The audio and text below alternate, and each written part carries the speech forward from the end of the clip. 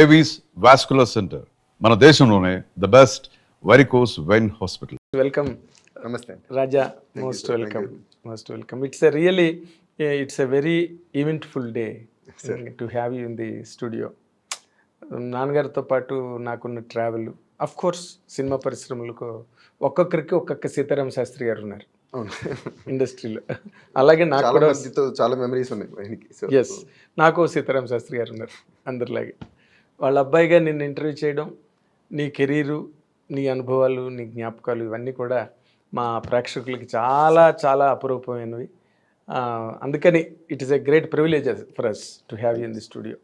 ఇప్పుడు జనరల్గా నాన్నగారు సినిమా పరిశ్రమలోకి రావడం, ఆయన రచయితగా పాదు వేసుకోవడం, ఆయన విత్తనాలు పెరిగి మహా వటవృక్షాలై సినిమా పరిశ్రమలో, ఆయనే చిగురు సినిమా పరిశ్రమకి అన్నంత స్థాయికి ఎదగడం, ఈ ప్రయాణం అంతా నువ్వు ఆర్ యూ కాన్షియస్లీ వాచ్ఫుల్? లేదండి, అంటే నాకు ఊహ తెలిసేటప్పటికే he's a very very very famous writer. ఎందుకంటే నాకు ఊహ తెలిసినప్పటికీ 94-93 ఆ టైంకి. ఓకే, బై దెన్ ఆయన already is very well established, అప్పటికీ చాలా మంది తెలుసు. కానీ ఇప్పుడు మనం చూసామంటే అప్పటికి it's only 6-7 years into the field ఆయన రావడం. బట్ ఆయన రావడమే నంది అవార్డుతో వచ్చారు. ఫస్ట్ 3 సినిమాలకి నంది అవార్డు, ఫస్ట్ 3 ఏళ్ళు నంది అవార్డు, ఫస్ట్ సినిమాతోనే ఫస్ట్ పాటతోనే షాక్ ఇచ్చి షేక్ చేశారు సినిమా పరిస్థితి. సో ఓవర్ నైట్ ఆయన పాపులారిటీ అంత రీచ్ అయిపోయింది. కాబట్టి నేను పెరుగుతున్నప్పటికే everybody knows that it's him. Yes yes, అంటే నువ్వు ఆల్రెడీ నీకు ఈ ఊహ తెలిసి ఈ ప్రపంచం నీకు తెలిసే టైంకే Sitaram Sastry celebrity son. Yes, అప్పటికే. బట్ లక్కీలీ మేము చెన్నైలో పెరిగాం కాబట్టి తెలుగు వాళ్ళందరికీ బాగా తెలుసు, తమిళ వాళ్ళు ఎవరికి తెలియదు. అప్పుడు ఎంతైనా 90s లో ఈ బిహైండ్ ద సీన్స్ వాళ్ళ మీద అవగాహన తక్కువ. అవును అవును అవును, చాలా శ్రద్ధతో చూసేవాళ్ళు, లేకపోతే అప్పట్లో క్యాసెట్లు వెనకాల లిరిక్స్ చదువుకుని వినే వాళ్ళకి తప్ప అవును మామూలు వాళ్ళకి లిరిక్స్ వాటి గురించి పెద్దగా అవగాహన ఉండేది కదా. తమిళియన్స్కి తక్కువ జనరల్గా తెలుగు వాళ్ళ మీద. ఎగ్జాక్ట్లీ. తర్వాత ఈ ప్రతి టెక్నీషియన్కి ఒక గుర్తింపు వచ్చిందంటే ఈ రోజున టీవీ ఛానల్స్ వల్ల కానీ, లేకపోతే యూట్యూబ్స్ వల్ల కానీ, సోషల్ మీడియా వల్ల కానీ. ఆ రోజు ఏమీ లేదు కదా, ఊరికే ఒక న్యూస్ పేపరు, ఇందాక నువ్వు అన్నట్టుగా క్యాసెట్ ఫోల్డర్ చూసి పాట ఎవరు రాశారు అని, అప్పుడు లేకపోతే ఏదో రేడియోలో అప్పుడప్పుడు వినడం తప్పితే రేడియోలో అంతే, వేరే సాధనం లేదు అప్పట్లో.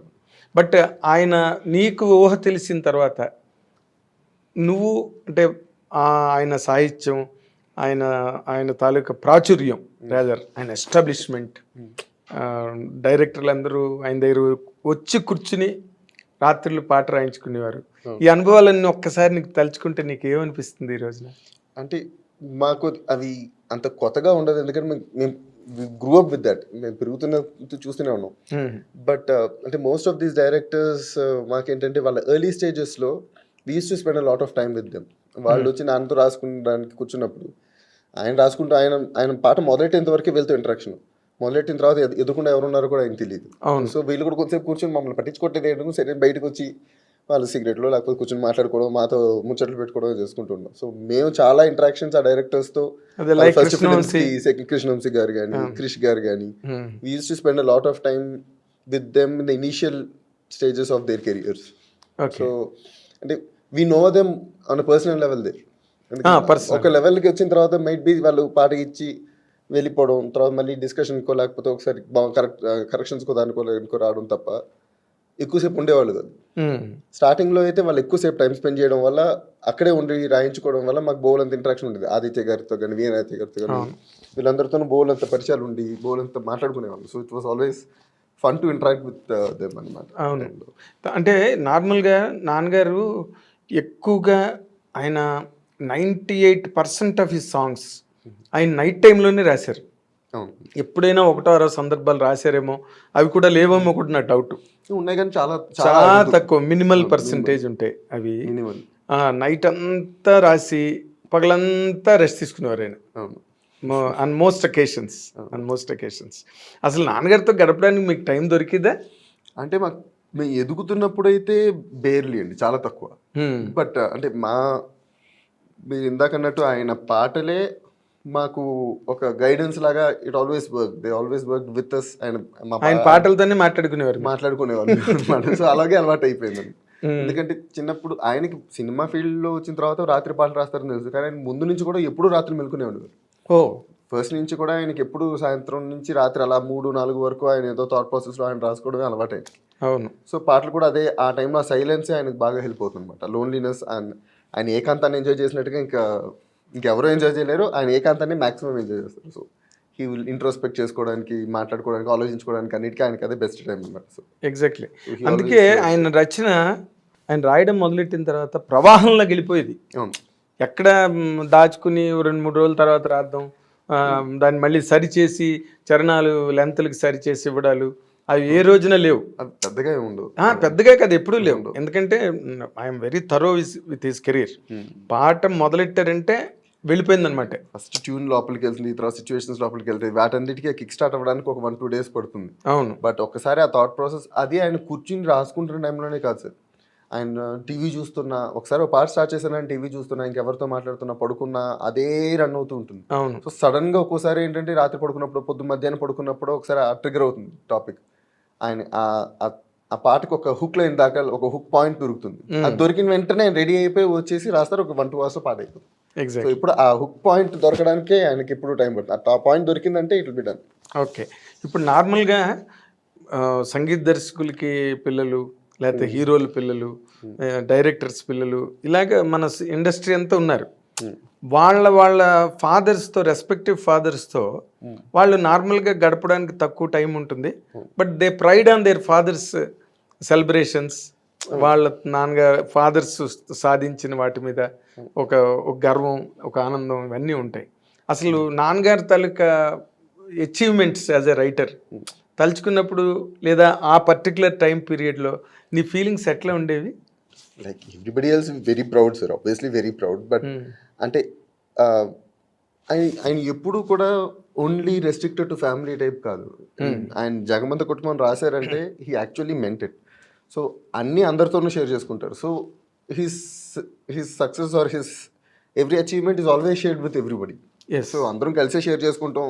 ఆయనకి ఏమైనా నచ్చిన వెంటనే ముందు డైరెక్టర్స్కో, ఆయన క్లోజ్ ఫ్రెండ్స్కో, మాకు అందరికి కలిపి చెప్పుకుంటాం. అంటే you are part of everybody. We are all, అంటే we are for him everybody is this world. అంతే. ఫ్యామిలీని సెపరేట్గా, ఆయనకి తెలిసిన వాళ్ళు కొంతమంది క్లోజ్ ఫ్రెండ్స్ అని ఉంటారు. ఆ టైంలో ఆయన రాయించుకున్న పాటలు, ఆయనతో ఉన్న వాళ్ళందరూ ఆయనకి ప్రపంచం. ఏ సెలబ్రేషన్ వచ్చినా అందరితో కలిపి చేసుకుంటారు. ఈ జగమంత కుటుంబం అది కూడా సినిమా గురించి రాసిన పాట. అది 78లో రాశారు. 78 విని ఆయనకి వంశీ గారికి నచ్చి ఇందులో ఆయన he wanted to make a movie out of it కాబట్టి తీసుకున్నారు. కానీ 78లో ఆయన రాసుకున్నారు. ట్యూన్ కూడా నాన్నగారు పాడింది. మోస్ట్లీ ఆయన పాటలు, ఆయన సొంతంగా రాసుకున్న పాటలు అన్నిటికీ ఒక ట్యూన్ ఉంటుంది, న్యాచురల్ ట్యూన్ ఉంటుంది. దాంట్లోంచి కొంచెం అంటే మరి అలా ప్లెయిన్ గా ఉండదు చేశారు తప్ప, బట్ అది మోస్ట్లీ ఆయన ట్యూన్. ఒరిజినల్ మ్యూజ్ ఏదైతే ఉందో అది ఆయనదే సినిమా పాట. తర్వాత ఇప్పుడు సిరివెన్నెల్లో రాసిన పాట కూడా, బట్ అది కంప్లీట్గా ఆయన ఎక్కడో ఫ్రీ వెర్స్లో రాసుకుందానే సినిమాకి అడాప్ట్ చేశారని నాకు ఒక సాంగ్. ఎందుకంటే ఆయన శివుడి మీద రాసుకున్న పాటల్లోంచి ఈ సిచ్యువేషన్కి ఎక్కువ మార్చుకున్నాను. Coming to his individual personality, what is that really? ఒక సన్గా నేను చాలా ప్రైడ్గా మా డాడీ, మా ఫాదర్ అని చెప్పుకునే ఒక పర్సనల్ ట్రైట్ నీకు బాగా నచ్చింది ఏంటి ఆయనలో? పర్సనల్ ట్రీట్ అంటే సార్, అంటే అందరినీ నాకు he believes in living by example. ఆయన ఏది ఇలా చెయ్యను కానీ, అలా చేయను కానీ పిల్లలకి కానీ ఎవరికి ఎప్పుడు చెప్పరు. సో ఎవరైనా ఆయన జీవితంలో ఎప్పుడు కూడా ఆయనకన్నా బాగా పెద్దవాళ్ళు ఎవరైనా కనిపించారంటే వెంటనే వాళ్ళు దండం పెట్టుకుంటారు. అది మేము చూసి నేర్చుకోవాలంటే, అది నువ్వు ఇలా పెట్టాలి అని చెబితే ఎవరు నేర్చుకోరు. అదే ఎగ్జాంపుల్. మోర్ లైక్ దట్ ఆయన్ని చూసి నేను పర్సనల్గా నేర్చుకునేవి అంటే డిసిప్లిన్ ఒకటి ఉంటుంది. పాటలు రాసేటప్పుడు ఒక డిసిప్లిన్ ఉంటుంది. ఆయన మామూలుగా క్యాజువల్గా ఎవరైనా వచ్చారంటే లుంగితోనూ బెనీతో కూర్చొని మాట్లాడుకుంటూ ఉంటారు. ఫ్రెండ్స్ ఎవరైనా వచ్చినా, మా చుట్టాలు ఎవరైనా వచ్చినా, లేకపోతే ఎవరైనా కూర్చొని ఆయన బెడ్రూమ్లో కూర్చొని మాట్లాడుకుంటుంటారు. He's very relax through the day అంటే. కానీ ఆయన ఎప్పుడు ఇంట్లోనే పాటలు రాశారు.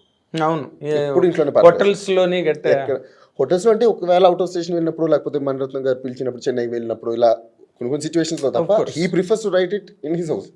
అంటే ఏదో వెకేషన్కి వెళ్ళో, లేకపోతే జనాలు అనుకుంటున్నట్టుగా ఏదో హిల్ స్టేషన్కి వెళ్ళో ఎప్పుడు రాయలేదు. ఆయన బెడ్రూమ్ నుంచి పక్క రూమ్లో ఆయన రాశారు. అవును. కానీ ఏ రోజు కూడా పాట రాయాలి అన్న మైండ్ సెట్తో ఉన్నప్పుడు ఆయన స్నానం చేసుకుని నీట్గా కొత్త బట్టలు వేసుకుని బొట్టు పెట్టుకుని వచ్చి కూర్చునే రాశారు సార్. డివోషన్. అంటే ఆ ప్రొఫెషన్కి ఆయన ఇచ్చిన రెస్పెక్ట్. అదే.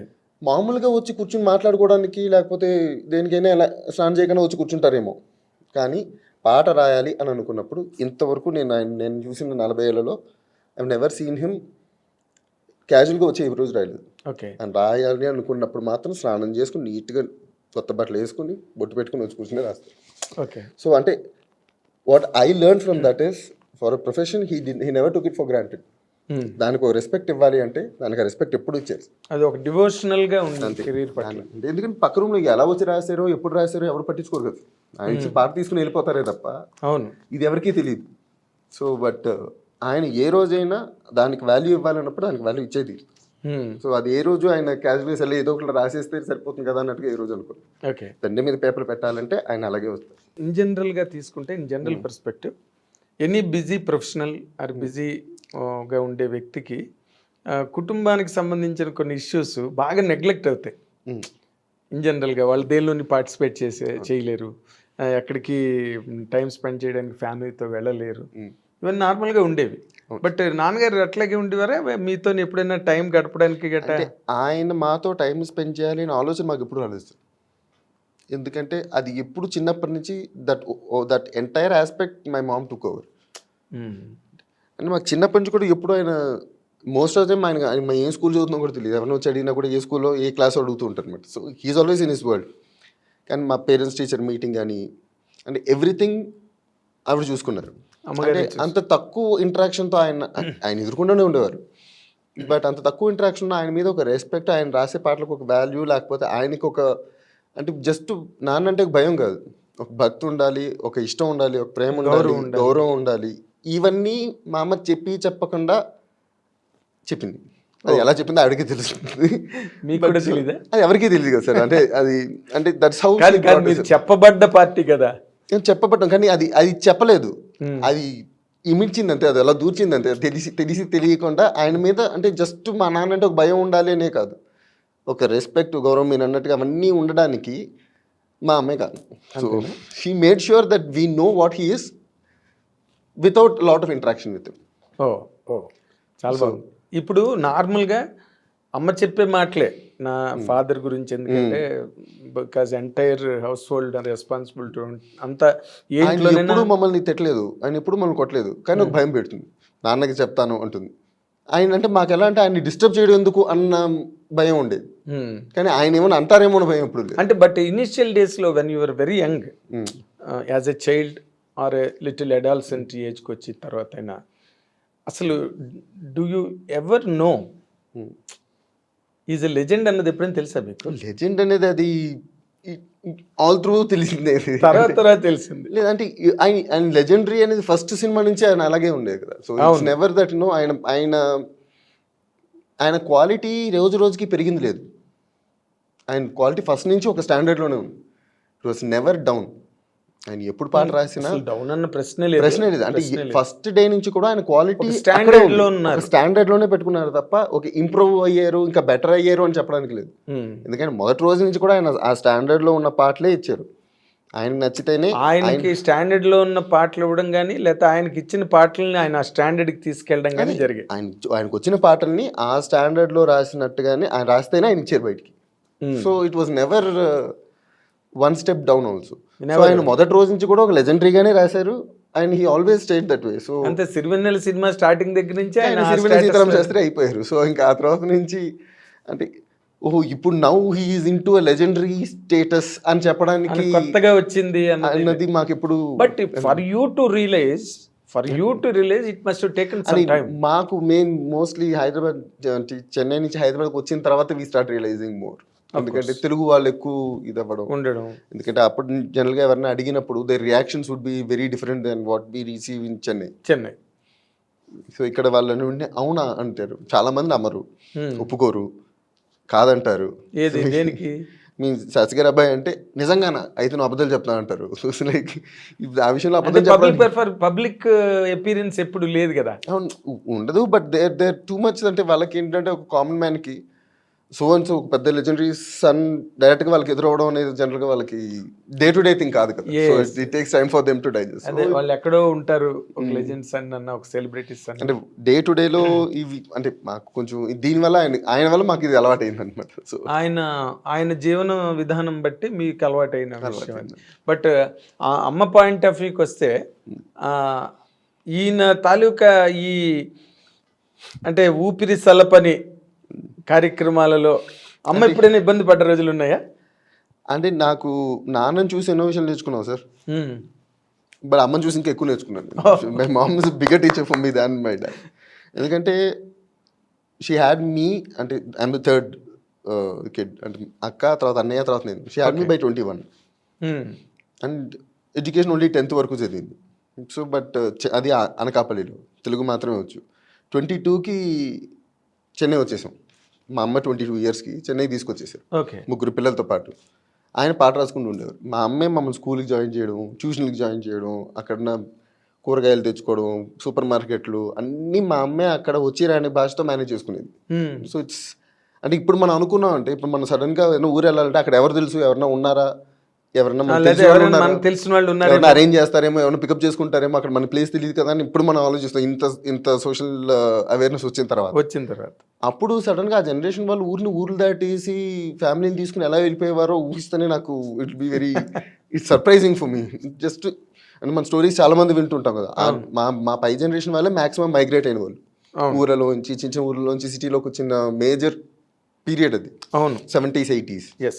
సో అంటే అంత అవేర్నెస్ లేకుండా అక్కడ ఎవరున్నారో తెలియదు, ఎవరు లేకపోయినా జస్ట్ ఊరు దాటి ఎలా వచ్చేసేవారో నాకు తెలియదు. But coming to my mom అంటే ఆ టైంకి పొద్దున్న మా ముగ్గురిని స్కూల్కి పంపించడం, మధ్యాహ్నం మా క్యారేజీలు పంపించడం, మరి సాయంత్రం వచ్చిన తర్వాత మా ముగ్గురికి భోజనాలు పెట్టడం, ఇవన్నీ అయిన తర్వాత అప్పుడు ఆయన లేస్తారు. సో ఆయన పాట రాసుకుంటూ ఉంటే రాత్రి అంతా ఆయనతో పాటు పక్కన ఉండి ఆయన లేచినప్పుడల్లా టీ అని అన్నారంటే మా అమ్మ లేచి టీ పెట్టేసి ఇచ్చేది. అమ్మగారికి కూడా రాత్రి అంతా అమ్మ కూడా జాగ్రత్త చేసి మళ్ళీ మాకు ఇదంతా చేసేది. సో లైక్ ఆయన పాటలు రాసి ఈవిడ పాటలు రాయకుండా తెల్లవారులు ఇద్దరు తెలివి ఉండేవారు. So it's like it was a lot of అంటే ఆమెను చూసి అది నేర్చుకున్నాను అనమాట. So if giving something give your best. Okay, all in అంతే. అంటే అమ్మ ఎప్పుడు మీతోని ఏ రకమైన అసౌకర్యంగా ఎప్పుడు చెప్పలే? అంటే ఆవిడ కూడా పర్హాప్స్ ఆయన తాలూకా కెరీర్ ఆ గ్రోత్ అంటే she is very understanding that way, but in a way they both grew up together. ఆమెకు 15th ఇయర్ పెళ్ళి అయిపోయింది.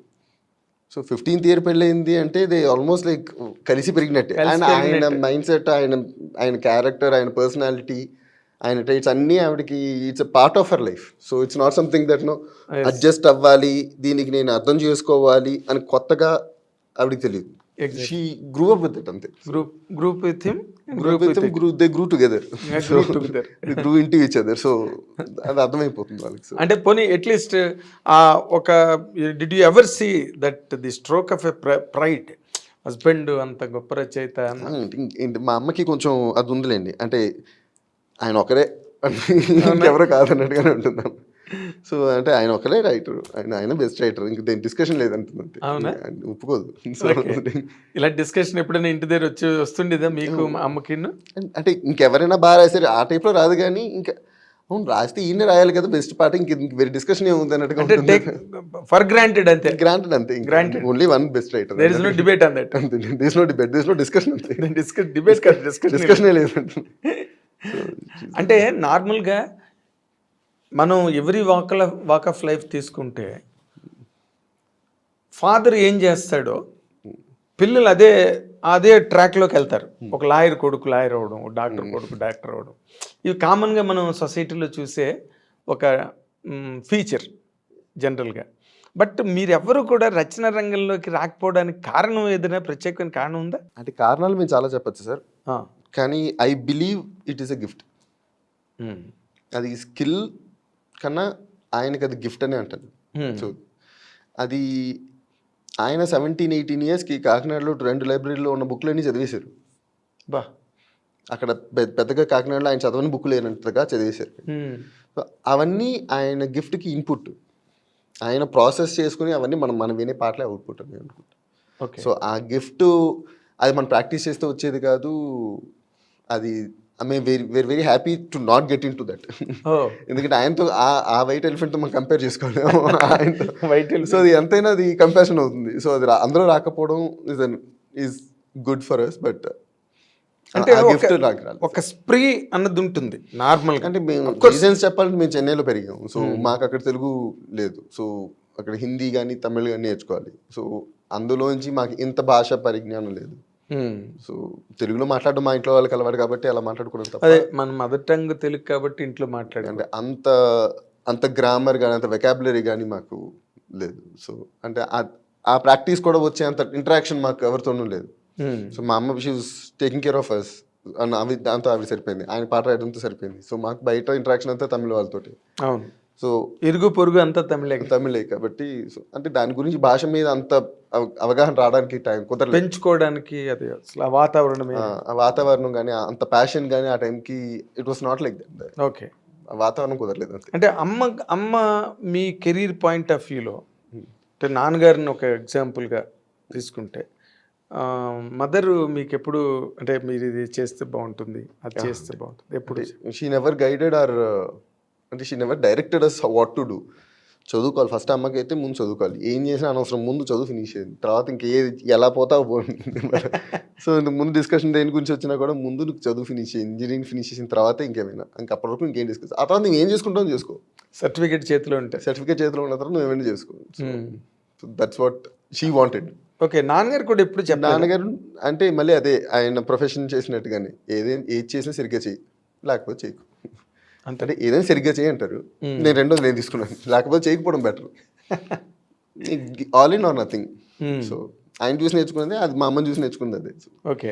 అమ్మ నాన్నగారు ఒకేలాగా ఉన్నారు అయితే ఆ విషయంలో. ఆయన పాట విషయంలో వచ్చేసరికి ఆయన గివ్స్ హిస్ బెస్ట్. ఈవిడ ఫ్యామిలీకి నేను చేయాలనుకుంటున్నప్పుడు సర్వీసెస్లో she gives her best.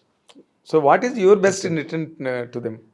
In return to them అంటే like we are what we became this because of them. Because కానీ నాన్నగారి కెరీర్లో ఒకటి ఇన్ జనరల్గా గమనించేది ఏంటంటే రైటర్లు, అంతకుముందు రైటర్లు, నాన్నగారి ముందు రైటర్లను తీసి పక్కన పెడితే తర్వాత వచ్చిన రచయితలందరూ కూడా వాళ్ళ కంఫర్టు, వాళ్ళ కన్వీనియన్సు చూసుకుని మాత్రమే పాటలు రాయడం కానీ వాళ్ళ వ్యాసంగం కొనసాగించడం కానీ. బట్ నాన్నగారు ఈ నైట్ పాటలు రాయడం చిన్ననాటి నుంచి ఆయనకున్న అలవాటు అనుకో. దానివల్ల స్మోకింగ్ ఒక హ్యాబిట్ నాన్నగారికి, సీరియస్ హ్యాబిట్ ఉండేది. వీటి వల్ల ఆరోగ్యం దెబ్బతింది. అది నీకు ఎప్పుడు అనిపించలేదా నాన్నగారు ఆరోగ్యం పాడవుతుంది ఇలా చేస్తుంటేనని? అంటే it's long debate for us and almost ఒక 10-15 years, లాస్ట్ 10-15 years ఉండే డిబేట్ అది. అవునా? అంటే I'm more into fitness. So నేను చెబితే ఏదో ఫిట్నెస్ ఒకటి చెప్తున్నట్టుగా ఉంటుంది తప్ప. అవునులే. అండ్ బట్ ఆయన మైండ్ సెట్ అలా ఇది. ఆయన ఫిజికల్ స్ట్రెయిన్కి ఆయన స్టార్టింగ్లో ఒక ఫస్ట్ 20-25-30 years ఆయన పెరిగింది. ఫస్ట్ 30 years ఆయన ఫిజికల్ స్ట్రెయిన్ మామూలుగా ఎలా ఉండేదో దానివల్ల ఆయన లాస్ట్ వరకు కూడా this is body able to take it. ఎందుకంటే ఆయన జాబ్ మొత్తం సెడెంటరీ, కూర్చుని చేసేదే కదా. సో ఆయన baby he use to move out, బయటికి వెళ్ళడానికి ఎక్కువ ఇష్టం ఉండదు. సో చాలా తక్కువ. సో హెల్త్ అంటే స్మోకింగ్ దీనికన్నా కూడా ఎక్కువ కదలకపోవడం వల్ల వచ్చిన ఇబ్బందులు ఎక్కువ. అవునా? ఆయన కదలడం లేకపోతే ఊటిని నడవడం వీటి మీద ఆయనకి ఇంట్రెస్ట్ లేదు. సో ఎవరు చెప్పినా చేసేవారు కాదు. సో బట్ తెల్లవారులు పాట రాస్తున్నప్పుడు అది లాస్ట్ ఒక 6-7 years బ్యాక్ వరకు ఉండేది. అంతా ఆపేశారా? 2015లో ఆపేశారు. మీ వైపు నుంచి ఎప్పుడు రిస్ట్రిక్షన్ లేదు నాన్నగారు ఇలా చేస్తే మీరు ఆరోగ్యం పాడవుతుందండి అని ఎప్పుడు చెప్పి? సిగరెట్ గురించి మేము చెప్పేంత సిగరెట్ గురించి అని కాదు, ఇన్ జనరల్ గా చెప్పాము చాలా డిస్కస్. నైట్ టైమ్స్ గురించి కూడా it's part of his life. ఆయన మనకి డే అలాగో ఆయన నైట్ అలాగ అంతే, అంత సింపుల్. ఇంకా ఆ క్లాక్ అలా అమెరికన్ క్లాక్ టైంకి రన్ అయిపోతుంది అంతే. అది దానికి స్పెసిఫిక్ గా అలవాటు లేకపోతే అది స్ట్రెయిన్ అవ్వడం అంటే ఉండేది కదా. సో ఆయన టైంలో అమెరికన్ టైం వాచ్ కరెక్ట్గానే ఉంది కదా, ఇప్పుడు అక్కడ పగలే కదా అన్నట్టుగా ఉంటారండి. బాగుంది. అయితే చెప్పడానికి ట్రై చేసేవాళ్ళం కానీ but he was not much of. అంటే ఆయన చేసే వాటిని ఇప్పుడు రెస్ట్రిక్ట్ చేసేవాళ్ళం కాదు. అదే అది న్యాచురల్ యాక్టివిటీ లాగా అయిపోయింది. For us it was very, he was used to it and that's how we are used to seeing him that way. కొత్తగా చెప్తున్నట్టుగా ఉండడంలో పాయింట్ లేదు కదా. సో అవును. నేను జస్ట్ కుదిరితే ఏమైనా ఫిజికల్గా ఏమైనా కొంచెం నడవడానికి ట్రై చేయండి అని చెప్పడం తప్ప ఇంకేది ఎప్పుడు ట్రై చేయలేదు. ఆయన నడవడం అంటే ఆ ఫ్లోర్ నుంచి ఫ్లోర్లోకి రావడం, అది అది ఈ గది నుంచి ఆ గదిలోకి వెళ్ళడం. అంతే. అంతే కదా నడకంటే. ఆయన పాటలతోనే నడిచేవారు. ఆయన అందరి దగ్గరికి నడిచేది దాంతో, అందరి ఇళ్ళలోకి వెళ్ళిపోయారు. నువ్వు బాగా నువ్వు అంటే as a watcher on his works in జనరల్గా నీకు బాగా నచ్చిన పాటలుగా నువ్వు చెప్పాలంటే అన్ని పాటలు గొప్పవే, దాంట్లో డౌటే లేదు. Every song is a Jammu, every song is a జమ్. డౌటే ఉంటుంది కదా. కానీ నీకు పర్సనల్గా నీకు బాగా నచ్చిన పాటలు అంటే సడన్గా ఏమంటే 3000 పాటల్లో చాలా ఉంటాయి కాబట్టి అంటే అంటే చాలా స్పెసిఫిక్గా లేదు, కానీ ఎప్పుడు ఒప్పుకోవడం is always been are this thing. Okay. అంటే మా అందరికీ కూడా బాగా ఇష్టమైన పాట అది. అది ఎంతమందికో ఇష్టమైన పాట, ఎంతమంది జీవితాలు మార్చిన పాట అది. సో పర్సనాలిటీ డెవలప్మెంట్ కోర్సుల్లో ఆ పాట గురించి చెప్పడం నాకు తెలుసు. That's one song that always strikes me. But చాలా చాలా చాలా పాటలు ఉన్నాయి. అయ్యో ఎవ్రీ సాంగ్ నేనే చెప్తాను. మూడ్ బట్టి సాంగ్స్ సెలెక్ట్ చేసుకోవాల్సి వస్తుంది కదా. ఇప్పుడు మనకి సాడ్ మూడ్ ఉందంటే ఒక 50 సాంగ్స్ ఉన్నాయి ఆయనవి, హ్యాపీగా ఉంటే ఒక 50 సాంగ్స్ ఉన్నాయి, మోటివేషన్ కావాలంటే ఒక 50 సాంగ్స్ ఉన్నాయి, డిస్కో పాటలో ఒక 50 సాంగ్స్ ఉంటాయి, సో అన్ని డ్యూయెట్లో ఒక 50 ఉంటాయి. So it's like too many. You can not choose. Sudden కోసం గుర్తొచ్చింది మనసంతా వేయనుకుంటే ఆ సినిమా పాటలన్నీ అలా వింటూనే ఉంటాం ఒక రోజు అంతా. సడన్గా మన్మధుడు సాంగ్స్ గుర్తొస్తాయి, లేకపోతే నిన్నే పిల్లడితో సాంగ్స్ గుర్తొస్తాయి. సో లైక్ అన్ని ఆ సినిమాలో ఉన్న పాటలన్నీ ఒక దీంట్లో వెళ్ళిపోతుంటాయి. సో సో ఆ రోజంతా ఆ మూడు దాంట్లో వెళ్ళిపోతుంది. సో అదే ఇన్ జనరల్గా అంటే అతను ఆయన మామూలు అచ్చ తెలుగులో మామూలు జనరల్గా ఎటో వెళ్ళిపోయింది మనసు, ఈవేళ నీవు ఏమి చేస్తుంటావు, ఇలాంటి మామూలు చాలా అంటే ఆత్రేయ గారి గురించి చెప్పేవారు ఆ రోజుల్లో. అంటే మామూలు సరళమైన భాషలో అతి సామాన్యమైన వాళ్ళకు కూడా అర్థమయ్యేటట్టుగా ఆయన రాసేవారని. అలాగా మళ్ళీ శాస్త్రి గారు చాలా మామూలు అలవోకమైన మాటలతో రాశారు. ఇంకో పక్కనేమో ఎవరికి అర్థం కాదు ప్రాగ్దిశ వీణ పైన దినకర మయూఖ తంత్రుల పైన జాగృత విహంగ తతులే వినీల ఖచబర అదో సంథింగ్ లైక్ దట్. అలాంటి రెండు రాశారు. నీకు ఏది యాంగిల్ బాగా నచ్చేది? నచ్చడం ఉంటే ఉంది సార్. ఇప్పుడు సిచ్యువేషన్ క్యాజువల్ సిచ్యువేషన్స్లో ఉన్నప్పుడు ఈ పాటలన్నీ అందరికీ పాడుకోవడానికి బాగుంటాయి. కానీ బెస్ట్ పాట ఏంటంటే ఆయన పాటల్లో అంత కాంప్లికేట్ విరించింది ఈ పాటలు కూడా సోల్ టచ్ అయిపోతుంది సార్ ఆయన పాటలతో. అందరికీ ముందు ఆ పాట నచ్చుతుంది, ఎందుకో తెలియదు, కానీ ముందు నచ్చుతుంది, వాళ్ళు వింటారు. ఇప్పటికి కూడా చాలా మందికి సిరివెన్నెల పాటలు అంటే చాలా ఇష్టం. మోస్ట్ ఆఫ్ దెమ్ మీనింగ్ తెలియదు, ఇప్పటికీ తెలియదు, కానీ చాలా మందికి ఇష్టం. ఎందుకంటే అది ఎక్కడో టచ్ అవుతాయి ఆయన పాటలు. ఆ వర్డింగ్స్ కానీ, ఆ సౌండింగ్స్ కానీ, ఆ మీనింగ్ కానీ ఎక్కడో ఇన్ డెప్త్లో ఉన్నది చాలా మందికి అది తగులుతుంది. కాబట్టి ఆయన పాటలు అంత డెప్త్ కన్వే అవుతుంది. రెగ్యులర్ పాటలు మామూలుగా రోడ్ సైడ్లో కూర్చున్న వాళ్ళకి కూడా అలవాటు అర్థమవుతుంది కాబట్టి వాళ్ళు పాడుకోవడానికి, వాళ్ళు రిలేట్ అవ్వడానికి చాలా బాగుంటాయి. బట్ ఈ సాంగ్స్ ఎక్కువ సోల్ కనెక్ట్ అయ్యే ఉంటాయి. అవును. అంటే మళ్ళీ మాస్ రాసినప్పుడు కూడా ఏదో లంగావాణి నేటితో రద్దయిపోని అని చాలా పోయిటిక్ సెన్స్ ఉంటుంది దాంట్లో. అవును, చాలా పోయిటిక్గా ఉంటుంది. అండ్ ఆయన ఇప్పుడు అనే మాట అది ఏంటి, ఒక అమ్మాయిని కామెంట్ చేస్తే పక్కకి తిరిగి సిగ్గుపడి నవ్వుకుని వెళ్ళిపోయేటట్టుగా ఉండాలి, కానీ ఇబ్బంది పడేటట్టుగా ఉండకూడదు. సో ఆయన పాటల్లో ఉండే రొమాన్స్ కూడా ఎప్పుడు అలాగే ఉంటుంది, చిన్నదిగా స్వీట్గా ఉంటుంది. సో డౌన్ ది లెవెల్ ఎప్పుడు రాయలేదు ఆయన కదా. ఆయన రాయలేరు. రాసిన దానికి ఏదో ఒక తెలియని ఒక స్టాండర్డ్ ఉంటుంది. రాసిన ఇప్పుడు మామూలుగా మనం చిన్న మాటలు కూడా తప్పుగా తీసుకోవచ్చు. మీనింగ్ మనం రాసుకుని మనం బూతులు వెతుక్కుందాం అనుకుంటే ప్రతి చిన్న మాటల్లోనూ వెతుకుతాం, కానీ రాసిన మీనింగ్లో అయితే ఎప్పుడు వెళ్ళలేదు. అవును, ఆయన రాసిన ఒక పాటల్లో ఏ రోజు మీనింగ్ లేదు. ఆయన మొట్టమొదటి రాసిన విరించిన ఈ పాట కానీ, లేకపోతే శివ మ్యాటనీ ఆట ఉంది పాట కానీ, అవన్నీ కూడా ట్రెండ్ సెట్టర్స్ కదా ఆ రోజుల్లో. సినిమాలు సక్సెస్ అవ్వడానికే ప్రధాన కారణమైన పాటలు అవి. ఆ రోజుల్లో ఆ పాట వల్లే శివ సినిమాకి అందరూ ఏదో స్కూల్కి వెళ్ళినట్టు, కాలేజీకి వెళ్ళినట్టు వెళ్ళారు సినిమాకి. అండ్ వింటే ఇప్పటికీ after 35 years the song is still relevant any day relevant. ఆ పాట ఇప్పుడు రిలవెంట్, ఇప్పుడు విన్నా కూడా మనం కనెక్ట్ అవ్వచ్చు దానికి, ఎందుకంటే రియాలిటీ అలా ఉంది. ఎగ్జాక్ట్లీ, అది ఒక సిగ్నేచర్ అయింది. కాలేజీ లైఫ్ మీద స్టూడెంట్స్ మైండ్ సెట్ ఎట్లా ఉంటుంది, వాళ్ళ ఆలోచనలు ఎలా ఉంటాయి అని చెప్పడానికి. అయితే ఆయన అంటే అందులో ఆ పాటలో ఎందుకు రిలవెంట్ అంటే సెకండ్ చరణం ఉంటుంది. అంటే నాకు ఎగ్జాక్ట్ వర్డ్స్ గుర్తులేవు, కానీ చదువు రాని వాళ్ళందరూ కాలేజీలు పెట్టారు, చదువు వచ్చిన వాళ్ళందరూ కాలేజీలో లెక్చరర్లు అయ్యారు. సో ఇప్పుడు కూడా ఇంచుమించుగా దట్స్ వాట్ ఇస్ హ్యాపెనింగ్. ఇప్పుడు రాని వాళ్ళందరూ బిజినెస్లు పెట్టుకున్నారు, చదువు వచ్చిన వాళ్ళందరూ ఆ బిజినెస్లో పనిచేసుకుంటున్నారు. సో ఇప్పుడు త్రివిక్రమ్ శ్రీనివాస్ ఆయన అతడి సినిమాలో ఒక డైలాగ్ రాశాడు, ఏంటి మా మహేష్ బాబు మళ్ళీ తిరిగి విలేజ్కి వచ్చిన తర్వాత సునీల్ అంటాడు అన్నమాట, అంటాడు పంతులందరూ చదువుకున్న వాళ్ళందరూ స్కూల్ పెట్టేసారు, చదువుకున్న వాళ్ళందరూ అదే యాక్చువల్గా బాడీ పాఠం ఉంది, పాటలో సెకండ్ ఛానల్ అదే ఉంటుంది. ఎగ్జాక్ట్లీ. సో అంటే that's so relevant even today. Simple పాటలో చాలా క్యాజువల్ గా రాశారు కానీ but that's how it is. చాలా బాయిష్ గా ఉంటుంది సాంగ్ అని, but it's a very relevant song to all ages, to all generations, all time, to all times. Veturi గారు, శాస్త్రి గారు ఇద్దరు రెండు కళ్ళు. శాస్త్రి గారు వచ్చిన తర్వాత వేటూరు గారి తర్వాత ఎవరు పాట రాయాలి, వేటూరు గారితో సరిసమానంగా తొలతూగగలిగే రచయిత ఎవరంటే ఆ రోజుల్లో ఇంకో పేరు చెప్పడానికి లేదు. ఇది టిల్ శాస్త్రి గారు సినిమా ఇండస్ట్రీలోకి వచ్చే వరకు వీళ్ళిద్దరి మధ్యన నీకు వైబింగ్ ఎట్లా ఉండింది, నీకేమన్నా తెలుసా వీళ్ళిద్దరి మధ్య? నాన్నగారికి he always looked up to Veturi గారు. ఆయన పాటలు కానీ ఆయన ఒక స్టాండర్డ్ గానే చూసేవారు ఆయన ఇప్పుడు. సో అంటే ఆయన పాటలు వింటూ ఆయన చూసుకుంటూ కూడా పెరిగారు కాబట్టి ఈయన వచ్చిన తర్వాత ఇప్పుడు విరాట్ కోహ్లీ ఉంటాడు, విరాట్ కోహ్లీ గారు ఉన్నారు. ఆయన ఏదో ఇంటర్వ్యూలు చెప్పినట్టు వాళ్ళు పెరుగుతున్నప్పుడు Sachin Tendulkar was already A legendary player, కానీ వీళ్ళు ఒక లెవెల్కి వచ్చిన తర్వాత they both play together. So ఆ ప్రైడ్ ఎలా ఉంటుందంటే వాళ్ళిద్దరికే తెలుసు. బికాస్ సచిన్ ని ఒక గాడ్ లా చూస్తూ పెరిగిన విరాట్ కోహ్లీ అతనితో కలిసి మళ్ళీ అంత మంచి పేరు తెచ్చుకోవడం అంటే exactly. So the same thing like అంటే ఒక మెటఫరే కానీ, బట్ వేటూరి గారు అప్పటికే హీస్ ఆల్రెడీ దేర్. ఈయన వచ్చి మళ్ళీ సిరివెల్లి సీతారామ శాస్త్రి గారికి అంత పేరు తెచ్చుకుని ఆయనతో పాటు సమానంగా అన్ని నందులు ఒకేసారి తీసుకోవడం it's not it's not an easy thing. So Veturi గారు కూడా నాతో చాలా సార్లు అన్న సందర్భాలు ఉన్నాయి. శివ రిలీజ్ అయినప్పుడు తమ్ముడు చాలా బాగా రాస్తాను ఆయన కూడా ఎప్పుడు చెప్తూ ఉంటారు. నాతో అనేవారు శివ రిలీజ్ అయిన టైంలో ఆ మ్యాట్ని ఆట ఉంది, బాటనీ పాట ఉంది పాటకి ఆయన చాలా సార్లు అనేవారు అనమాట, బాగా రాశాడు అయ్యా సీతారామ శాస్త్రి పాట అని.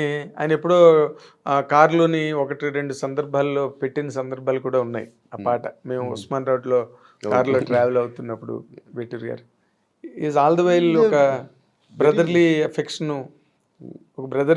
ఉండేది. అంటే they always had that mutual respect. అంటే అంత బాగా రాసేది మళ్ళీ మన శాస్త్రి అని ఆయన చెప్తూ ఉండేవారు కూడా వేటూరు గారు కూడా. అవును. ఇంకా సరే, ఇంకా బాలు గారు అయితే సీతారాముడు అని అసలు మామూలు అనే అంటారు ఆయన. అవును నాన్నగారు. అవును, సీతారాముడు అని సంబోధించేవారు. మంచి మంచి పాటలు. ఇది ఇలాగ ఎవడు రాస్తాడు అని బాలుగారు అన్న. మీ ఫ్యామిలీకి బాలుగారికి ఎట్లా ఉండేది ఇంటరాక్షన్? అంటే కలిసినప్పుడల్లా కూడా నేను బాబాయ్ అని పిలుస్తాను. He was very affectionate and కలిసినప్పుడల్లా we had very good interaction. ఆయన బిజీగా ఉండేవారు, ఈయన ఇప్పుడు కలవడానికి ఎప్పుడు కుదిరితే, అంటే అన్ని గ్రహాలని కలిస్తే కలవడం తప్ప ఈయనంటూ స్పెసిఫిక్ గా ఒక ఎఫర్ట్ ఎప్పుడు పెట్టేవారు కదా కలిసి వస్తే కానీ. కాకపోతే ఏంత అడ్వాంటేజ్ ఏంటంటే మనసుకి ఏమనిపించినా ఇమీడియట్ గా ఫోన్ చేసి మాట్లాడేస్తారు శాస్త్రి గారు. ఆయన రాత్రి 12-1 ఆయన టైంకి సంబంధం లేదు. ఆయన ఎప్పుడు కావాలంటే అప్పుడు, అంటే ఆయనకి ఏదైనా చెప్పాలి, ఏమైనా మాట్లాడాలనిపించింది అంటే ఇమీడియట్గా ఫోన్ చేసి మాట్లాడేసేవారు. సో వాళ్ళ కనెక్షన్ ఎప్పుడు మెయింటైన్ అయ్యేది. ఓకే. మేము ఆయన ఫిజికల్గా ఎప్పుడైనా వచ్చి కలవడం అనేది చాలా అరుదుగా అరుదుగా ఉంటుంది. ఆయన చెన్నైలో ఉండేవారు. సగం రోజులు ఆయన ఫారిన్ కంట్రీస్ లో ప్రోగ్రాములు మిగిలింది పాడుతా తీగ. ఆయన ఇంటికే దొరికేవాడు కాదని కాదు. ఎగ్జాక్ట్లీ. సో మాకు ఇంటరాక్షన్ ఆయనతో తక్కువ, but when we meet and when we see he is very affectionate. In జనరల్గా నాన్నగారు అందరు మ్యూజిక్ డైరెక్టర్లకి అద్భుతమైన పాటలు రాశారు. ఇంకా ఆయన గురించి ప్రత్యేకంగా చెప్పాల్సిందిలే. కానీ బట్ నువ్వు ఎదిగాక సినిమా ఇండస్ట్రీ హైదరాబాద్ వచ్చి మీరు ఇక్కడికి వచ్చి ఎదిగిన తర్వాత ఆయనకి ఎక్కువ మ్యూజిక్ డైరెక్టర్లతో ఎవరితో ఎక్కువ ఇంటరాక్షన్ ఉండేది రాజా? అంటే మేము వచ్చిన తర్వాత లాస్ట్ 15 years లో కూడా we had like around 20 music directors దాకా మారారు. బట్ అందరితోనూ ఆయన ఎప్పుడు ఒకే లెవెల్ ఆఫ్ ఇంటరాక్షన్ మెయింటైన్ చేసేవారు. ఆయన ఎప్పుడు పిలిచి ఎరా ఇలా కావాలా అలా కావాలా ఏంటి అని చెప్పి మాట్లాడి చాలా చాలా క్లోజ్గా తీసుకుని మాట్లాడేవారే తప్ప ఎవరికి నేను ఇచ్చింది తీసుకో అన్నట్టుగా ఈ రోజు ఉండదు. So that's always thing. వాళ్ళే వచ్చి భయపడేవాళ్ళు. అంటే ఈయన్ని ఇది అడగచ్చా, ఆయన ఇంకోటి అడగచ్చా, ఈ వర్డ్ కాకుండా ఇంకోటి ఏమైనా అడగచ్చా అని అనుకుంటారు. కానీ మీకు ఏం కావాలో చెప్పండి రా, మీకు ఏం కావాలో అదే మార్చిస్తాను నేను, అది పెద్ద ప్రాబ్లం ఏం కాదు, మీకు మార్పులు ఏమైనా కావాలో చెప్పండి అనేవారు తప్ప. అండ్ ఏమైనా సౌండింగ్ ఏమైనా కొంచెం డిఫరెంట్గా కావాలన్నా కూడా ఫోన్ చేసి ఎంతసేపు మాట్లాడతారు. సో ఆయనకి మేము చాలా మందిని చూసాం. అంటే దేవి చాలా చాలా క్లోజ్. అంటే దేవి వస్తారు, మాట్లాడతారు. He loves my dad. మా నాన్నకు కూడా చాలా ఇష్టం. అండ్ లాస్ట్ ఫ్యూ ఇయర్స్ తమన్కి చాలా రాశారు. అండ్ మణి శర్మ గారు వాళ్ళ ఇంటరాక్షన్ చాలా కోటి గారితో వాళ్ళతో ఆ 90s interaction is different level all together. అవును అవును. సో మెయిన్లీ ఈ జనరేషన్లో వీళ్ళిద్దరితో చాలా ఎక్కువ ఉండేది. దేవశ్రీ ప్రసాద్ అండ్ తమన్తో చాలా ఎక్కువ ఉండేది. మణి శర్మ ఆఫ్ కోర్స్ అది 90s నుంచి ఉన్నది చాలా స్ట్రాంగ్ రిలేషన్ అది. అవును. కీరవాణి గారు వీళ్ళందరూ అయితే ఇంకా వాళ్ళు కూర్చుని ముందు పాట కన్నా ముందు 4 గంటలు మిగతా మాట్లాడుకుని తర్వాత పాటలోకి దూరుతారు. దూరడానికి వాళ్ళు వచ్చారంటే సరే అయితే కాఫీలు టీలు పులిహార్లు ఇవన్నీ వెళ్తూనే ఉండాలి తప్ప వాళ్ళు ఎప్పుడవుతుందో తెలియదు. అదే. సో వాళ్ళ ఇంటరాక్షన్స్ అవుతూనే ఉంటాయి. ఎగ్జాక్ట్లీ. అంటే బట్ ఇన్ జనరల్గా మ్యూజిక్ డైరెక్టర్స్కి ఇప్పుడు ఫర్ ఎగ్జాంపుల్ ఆ సెట్ ఆఫ్ మ్యూజిక్ డైరెక్టర్ తీసుకున్నారనుకో, దేవశ్రీ ప్రసాద్ కానీ, లేకపోతే మణి శర్మ కానీ, తమన్ కానీ, కీరవాణి గారు కానీ, రాజు కోటి కానీ, ఇలాగ మనం కనుక తీసుకుంటే ఏఆర్ రెహమాన్ కానీ, లేకపోతే ఇళయరాజా గారు కానీ. రాజా గారికి చాలా రాశారు. రాజా గారికి ఎన్ని పాటలు రాశారు కదా. వాళ్ళల్లో మీకు బాగా ఇళయరాజా సాంగ్స్ లేకపోతే మణి శర్మ సాంగ్స్ అని అలాంటి ఫీల్ ఏమైనా ఉండేదా? Never ever. మ్యూజిక్ డైరెక్టర్ బయాస్డ్గా మేము ఎప్పుడు వినేవాళ్ళం కాదు. సో ఇప్పుడు అంటే ఒక పాట బాగుంది అన్నట్టుగా వచ్చేది, కానీ నేను ఎప్పుడు మ్యూజిక్ డైరెక్టర్ బయాస్డ్గా వినేవాడిని కాదు. సో అంటే బయాస్డ్ అని కాదు, ఇన్ జనరల్గా మా నాన్నగారి లిటరేచర్కి వీళ్ళ ద్వారా ఆ అవకాశం ఈయన ఇవ్వరు కదా. ఎవరి పాట ఈయన బెస్ట్, ఈయన లిటరేచర్ వినిపించేటట్టు రాస్తారు కాబట్టి అందులో మ్యూజిక్ అన్నా ఈయన లిటరేచర్ బాగుండేటట్టుగా అంటే it always stand out. So అంటే ఇప్పుడు కూలీ నెంబర్ 1లో జై జై జై జై వినాయకుల్లో ఆ బిట్ నాకు ఎంత ఇష్టం అంటే, ఎలకనెక్కే ఏనుగు కదా చిత్రం కదా, అసలు అది వింటే నిజం కదా అనిపిస్తుంది. ఎంత బాగుంటుందో అసలు, నాకు చాలా చాలా ఇష్టమైన పాట అది కదా. ఇప్పుడు జనరల్ గా చిట్టెలుకి ఎలా భరించారా లంబోదర పాపం మోసిన కొండంత భారం ఎలుక గురించి జాలి పడుతుంది. అంటే అందులో హీరో ఏంటి, కూలీ, వాడి స్టాండర్డ్ ఏంటి అంతే, వాడి భాషలో రాయాలి, వాడి భాషలో. అందుకే ఎలుక నెక్కే ఏనుగు కదా చిత్రం కదా అని నాకు ఎప్పుడు గుర్తొస్తుంటుంది అనమాట. అది ఒకటని కాదు, ఇప్పుడు స్వర్ణకమలంలో రాసిన పాటలు అసలు అంటే ఆయనతో ఉండే one of the biggest traits అదే కదా. అంటే ఇప్పుడు అందరూ సిచ్యువేషన్కి రాస్తారు, ఆయన సిచ్యువేషన్తో పాటు క్యారెక్టర్కి రాస్తారు. సో క్యారెక్టర్ ఏ బాడీ క్యారెక్టర్కి ఒక హీరో క్యారెక్టర్ హీరోయిన్ క్యారెక్టర్ ఎవరో ఒకరికి క్యారెక్టర్ ఉంటుంది, ఆ క్యారెక్టర్ భాషతో రాస్తారు. ఎగ్జాక్ట్లీ. సో అది చాలా తక్కువ మంది రాయగలుగుతారు అనిపిస్తుంది. బట్ అంటే ఆయన క్యారెక్టర్ని ముందు కథంతా అడుగుతారు. ఎందుకు డ్యూయెట్ అంటే సరిపోదు, ఆయనకి ముందు కథంతా చెప్పాలి. ఎందుకని కథలో హీరో మెకానిక్ అయితే ఆ మెకానిక్ భాషలో చెప్తారు పాట. సో మన బొబ్బిల్ రాజాలో కూడా అంతే. సో ఆ పాట గురించి కన్యాకుమారి కనబడదా దారి అని బిట్టు బొబ్బిల్ రాజాలో అదొటిని బల్పం పట్టి బామవుల్లో కానీ, లేకపోతే అయ్యో అని ఆయనకి అలాంటి పాటలు అల్లరి చిల్లరగా చెప్పే పాటలు ఉంటాయి, చిన్న టీజింగ్ పాటలు, ఇవి ఆయనకి చాలా ఇష్టమైన పాటలు. He'll enjoy writing them more. So అందులో కూడా అంటే ఆ ఇంజిన్ గురించి మాట్లాడుతున్నట్టు, ఇంజిన్ హీట్ ఎక్కింది ఈ టైప్లో అమ్మాయిని ఇంజిన్తో కంపేర్ చేయడం. సో అంటే ఆ పాటలో ఉండే మెటఫర్స్ అన్నీ ఒక మెకానిక్ యూజ్ చేసే లాంగ్వేజ్లో ఉంటాయి. సో ఒక డ్రైవర్ యూజ్ చేసే లాంగ్వేజ్లో. సో అలా చాలా సినిమాలు ఉన్నాయి. సో ఆ క్యారెక్టర్ బట్టి మాట్లాడేట్టు మీరు స్వర్ణకమలంలో కానీ అతనికి సంగీతం మీద ఎంత పరిజ్ఞానం ఉందో ఆ పాటలో కనిపిస్తుంది. అవును. సో కూలీ నెంబర్ 1లో వాడికి ఒక మోటల్ మోయడం, లేకపోతే ఒక మామూలు మంచిగా ఉండే ఒక మనిషి ఏం మాట్లాడతాడో ఆ భాషలోనే చెప్తారు. సో ఇట్స్ అ వెరీ ఆ క్యారెక్టర్ లాంగ్వేజ్ యూజ్ చేయడం అనేది something is very unique with him. Yes, it's very unique. So అందులో కూడా స్వర్ణకమలంలో ఆ అమ్మాయి అమెరికా వెళ్ళిపోదాము ఇది వదిలేసి అని అన్నప్పుడు హీరో ఒక ఎన్లైటన్మెంట్ ఇవ్వాలని ట్రై చేసే క్యారెక్టర్ ఆ సినిమాలో స్వర్ణకమలంలో హీరోయిన్కి. అందులో పడమర తరగలపై మెరిసే తారలకై రాత్రిని వరించకే సంధ్యాసుందరి అని ఏమి డిక్షన్ అంటే దాంట్లో పడమర తరగలపై వెస్ట్రన్ కంట్రీస్, పడమర అంటే వెస్ట్రన్ కంట్రీస్ కదా, పడమర తరగలపై మెరిసే తారలకై అక్కడ స్టార్డమ్ కోసం రాత్రిని వరించకే సంధ్యా సుందరి, don't invite darkness in your life.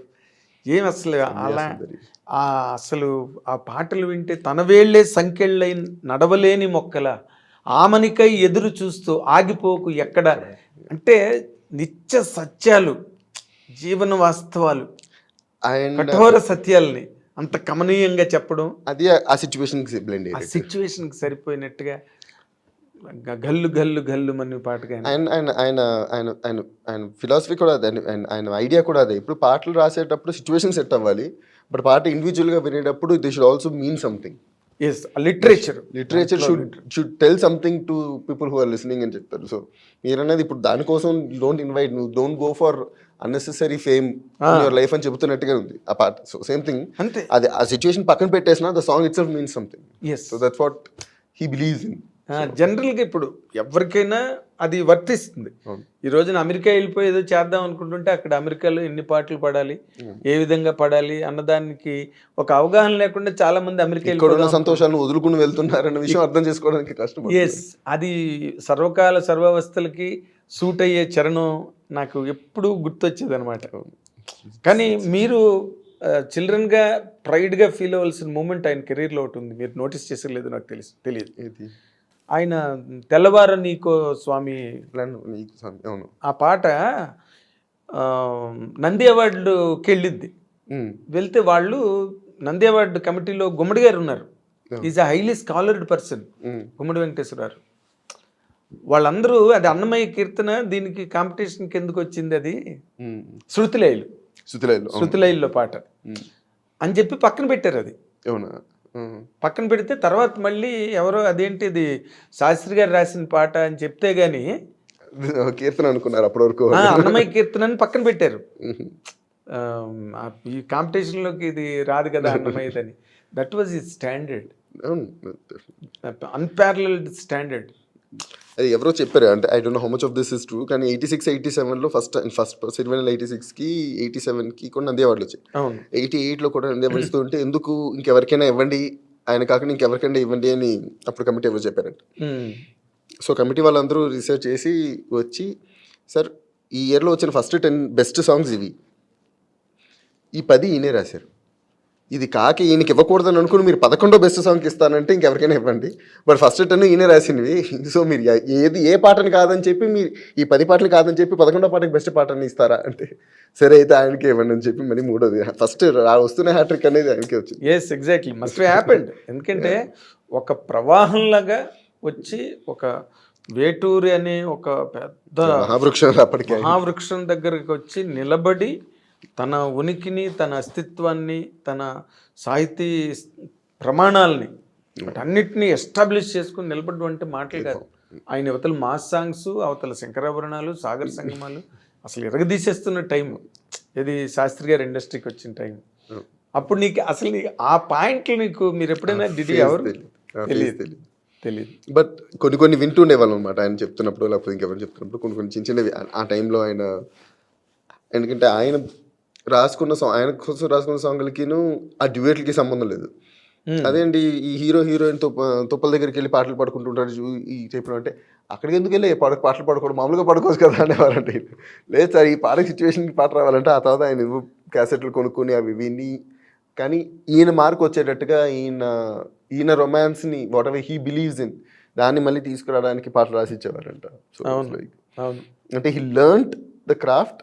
ఎందుకు సిరివెన్నెల రాయడం ఆయనకి ఈజీ అని చెప్పను, but that is his style, his strength, his belief, his devotion towards శివుడి మీద ఒక డివోషన్ ఉంది, ఒక కోర్ స్ట్రెంగ్త్, ఆయన నమ్మకం, అలాంటి పాటలు రాయడం.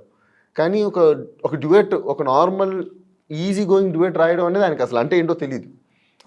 అక్కడ ఫీల్డ్లోకి వచ్చిన తర్వాత ఓహో ఇదన్నమాట నేర్చుకుని రాసింది. So those are things that he evolved. అంటే వచ్చిన తర్వాత ఆయన అనేవారు, సంగీతం అంటే నాకు క్లాసికల్ వచ్చు, వెస్టర్న్ వచ్చు, నాకు అది వచ్చు ఇది వచ్చు అంటే కుదరదు, సంగీతం వచ్చు అంటే అన్నీ రావాలి. You might be a master in some part, but you must know what is everything.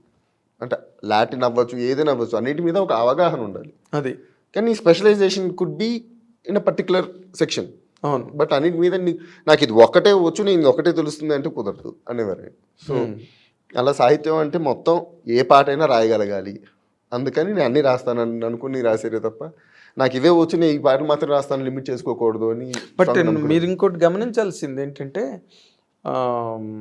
నార్మల్గా వేటూరు గారు ఆరేసుకోబోయి పారేసుకో అన్న పాటలు రాసి విపరీతంగా జనబాహుల్యాన్ని ఉరుతులు పెంచేశారు ఆయన.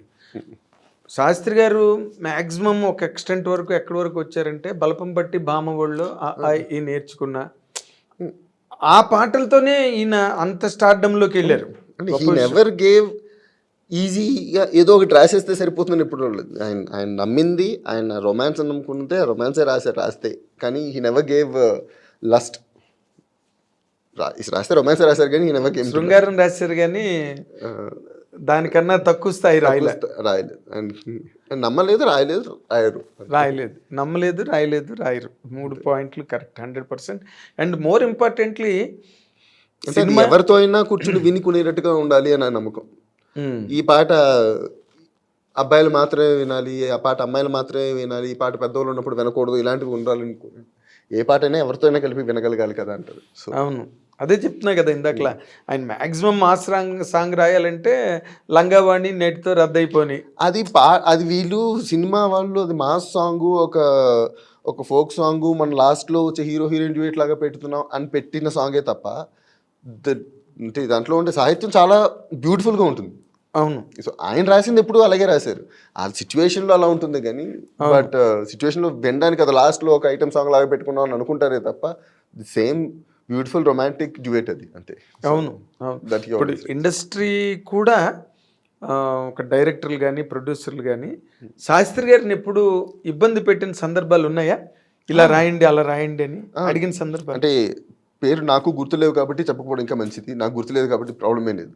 సో కొంతమంది వచ్చి డ్యూయట్ రాయమని అడిగారు, అంటే ఆయన ఏదో సందర్భంలో ఎవరితో చెప్తున్నవి వింటున్నాం అనమాట. సో ఆయన ఎవరు రాశారు, లేదు మాకు ఇంకోలా కావాలి, మాకు ఇలా కావాలి అని వాళ్ళు ఏదో కొంచెం ఎక్కువ మసాలా కావాలి అని అడుగుతున్నారు. ఈయన రాస్తున్నారు.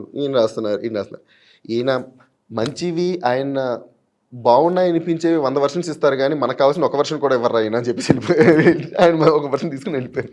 సో వాళ్ళకి కావాల్సింది ఎవరు, కానీ బాగున్నాయనివే అందిస్తారు. ఓకే, వాళ్ళని సంతృప్తి పరిచేవారు, మంచిగా ఇస్తారు, వాళ్ళు డెఫినెట్గా బాగుంటుంది, కానీ వాళ్ళకి కావాల్సినంత మసాలా అలా కావాలంటే ఈయన ఎవరు. కానీ ఇది వింటే ఇది బాగుంది అనిపించేస్తుంది వాళ్ళకు కూడా. అవును, దే కాంట్ డినై ఇట్.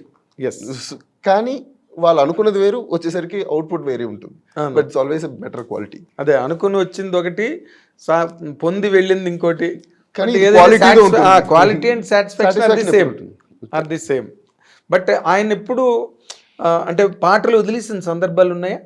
అంటే ఇలాగైతే నేను రాయను సారీ అని చెప్పిన సందర్భాలు ఉన్నాయా? అంటే రాయను నేను ఇంతవరకు ఏ రోజు చెప్పలేదండి.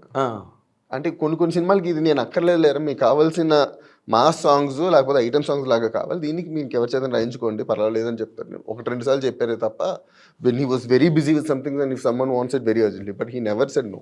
ఓకే, రాయను నేను ఏ రోజు చెప్పలేదు. ఎవరికైనా నేను రాస్తానని చెప్తారు, ఆ రాసింది వాళ్ళకి నచ్చేటట్టుగా ఇచ్చే తీరుతారు. అవును, అంటే తీసుకుని తీరాలంతే. అదే అంటే నువ్వు ఇందాక చెప్పిన పాయింట్ కరెక్ట్. అదర్వైజ్ ఆయన బాగా బిజీ అయిపోయి సరే ఇంకోళ్ళ చేత రాయించుకుంటారు, ఇలాంటి పాటలు అర్జెంట్ అయితే రాయించుకోండి అంటారు తప్ప, బట్ ఏ పాట అయినా నేను రాయలేను అనేది అయితే లేదంటారు. అవును, నేను రాస్తాను. అంటే అన్ని బ్యానర్లకి ఆయనే రాస్తున్నారు, అందరి డైరెక్టర్లకి ఆయన ఇంకా అంటారు. ఆ డ్యూయట్ లో ఏదో నేను కాక ఎవరో రాస్తుంది, ఎప్పుడు వచ్చి ఆ ఏడుపు సాంగ్ అని చెప్పి ఆయన 5th సాంగ్ అని చెప్పి ఏడుపు సాంగ్ అని చెప్తుంటారు. లాస్ట్ ప్యాథో సాంగ్ ఒకటి ఉంటుంది. 2005 to 2015 ఆ టైం మధ్యలో ప్రతి సినిమాకి 5th సాంగ్ సాడ్ సాంగ్ ఉంటుంది. సో సార్ మీ సాంగ్ సార్, మీ ఏడుపు సాంగ్ సార్ అని చెప్పి తీసుకొచ్చారు. అరే ఏడుపు సాంగ్ అని చెప్పి నేను ఏడుపు కొట్టేలా కనిపిస్తున్నాను, మీకు ప్రతి ఏడుపు సాంగ్ నాకు డ్యూయట్లు కూడా ఇవ్వండి అయ్యా రాస్తానని చెప్పారు అనమాట. రాజుగారితో దిల్ గారితో వాళ్ళతో ఫన్నీగా మాట్లాడుతున్నాం. సార్ ఇది మీ సాంగ్ సార్ అని చెప్పి తీసుకొస్తారండి. అంటే ఆయనకు తెలుసు రాజుగారు is very clear about what he wants in a movie. He's very specific, very clear. Sir ఇది మీ ఈ పాట అండ్ స్టోరీ విన్నప్పుడు ఇదా ఈ శాస్త్రి గారి పాట అని చెప్పి ఫిక్స్ అయిపోతారు ఆయన, because he knows nobody can give it better than him అని. సో ఆయన వచ్చేసారి మీ పాట రాజు నాకు మిగతా కూడా ఇవ్వయ్యా, నాకు అది ఒకటే ఇస్తానంటే మిగతా అయితే టైం పడుతుంది సార్ అంటారు. సో నీకు కొంచెం ట్రై చేసి ఫాస్ట్గా ఇస్తానయ్యా, కొంచెం నాకు అది ఆ మిగతా పాటలు కూడా ఇవ్వండి ఇవ్వనమాట. సో అదే అదే. అంటే వాళ్ళ ఉద్దేశం ఏంటంటే ఈ పాటలు ఎవరి చేద్దని రాయించుకోవచ్చు, దీనికి ఎవరైనా పర్వాలేదు, కానీ ఇది మాత్రం ఈయన రాయకపోతే వీక్ అయిపోద్ది ఈయన సిచ్యువేషన్. మాత్రం రాయగలరు. దానికి న్యాయం చేయాలంటే ఈయన. ఎందుకంటే ఆయన ఆ 5th సాంగ్ లోనే స్టోరీ ఎంత చెప్పేస్తారు కదా. ఎగ్జాక్ట్లీ. ఆయన కథ అంతని చెప్తారు, సొల్యూషన్స్ చెప్తారు, రియాలిటీ చెప్తారు, దానికి ఒక సొల్యూషన్ చెప్తారు, దానికి అంటే ఆ హుక్ చెప్తారు, ఆ సినిమాలో ఉన్నది మొత్తం ఆ పాటలో ఆయన ఇమర్చగలరు. So concept of the total film and all the characters ఆ పాటలో ఉంటాయి. అంత పెడతారు. అది అందుకని వాళ్ళు ఈ పాట కోసం పట్టుకునేవారు ఆయన. వెంటనే వచ్చేసారు. తక్కువ. ఆయన ఈ పాట ఆయన చాలా ఫాస్ట్ గా రాసేవారు. ఆయన ఏ పాట అయినా ఫస్ట్ గానే రాశారు. కొన్ని పాటలు స్లో రాస్తారు కానీ, బట్ ఈ పాటలు ఆయన చాలా ఫాస్ట్ గా రాసేవారు. కొన్ని ఫన్నీ పాటలు ఎక్కువ టైం తీసుకున్నా ఈ ఎంజాయ్స్ రైటింగ్ దోస్. అదేలే. అయ్యో ఎన్నెన్ని పల్లవులు, ఎన్నెన్ని చరణాలు, ఎంత ఓపికరా బాబు అనుకునేవాడిని.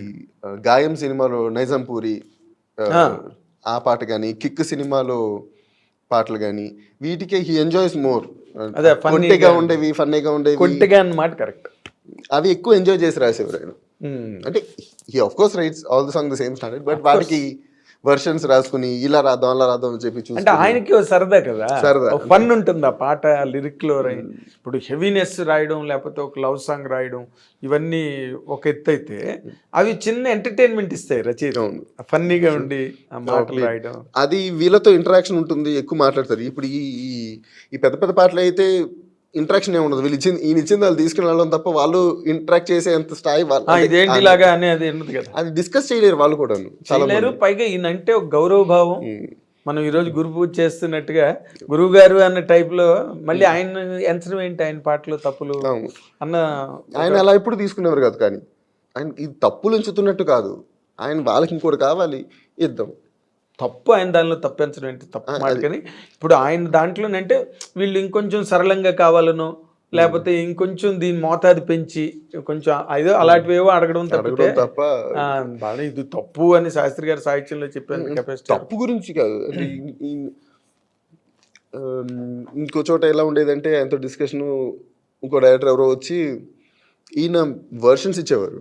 ఈయన కొన్ని సినిమాలకి 50, 60, 90, 100 వర్షన్స్ ఇచ్చే పాటలు ఉన్నాయి. సో ఎప్పుడు ఎన్ని కావాలంటే వర్షన్స్ ఇస్తారు. ఇది బాగాలేదు అని ఎవరో అన్నారు అనమాట. అది బాగాలేదని చెప్పకు, నీకు వద్దని చెప్పు. నా పాట నాకు నచ్చి నేను బాగుందని చెప్పితేనే పేపర్ తిరిగి నీ వైపు వస్తుంది. అది బాగాలేదని చెప్పే అర్హత నీకు లేదు. నీకు వేరేది కావాలా ఇంకోటి ఇస్తా. నీకు బాగుందని ఇంతవరకు 100 వర్షన్స్ ఇస్తా, కానీ బాగాలేదని నువ్వు చెప్పకు. అది నేను రాసింది, అది బాగుంటుంది అని. That is the confidence he has. That is the bench mark. అది నేను రాసేంత వరకు నేను ఏమైనా చేసుకుంటా, కానీ నేను రాసి నీకు చూడు అన్నానంటే అది బాగుంటుంది. కాకపోతే నీకు కావాలా లేదా అది నీ ఇష్టం. నువ్వు ఇంకో వర్షన్ అడుగు, నేను రాస్తాను, కానీ బాగాలేదని నువ్వు చెప్పకూడదు. అవును, అది నేను లైఫ్లో నేర్చుకున్నాను అనమాట. ఎవరైనా చేస్తే అది బాగాలేదని చెప్పను, అది నాకు వద్దని చెప్తాను. కరెక్ట్. భోజనం అయినా బాగాలేదని నాకు వద్దు, నేను తిన్నాను, నాకు ఇది నచ్చలేదు బాగాలేదు అని చెప్పకూడదు. బాగా కష్టపడి ఉండింది. సో మనం అది జస్ట్ బాగాలేదు అని చెప్పకూడదు.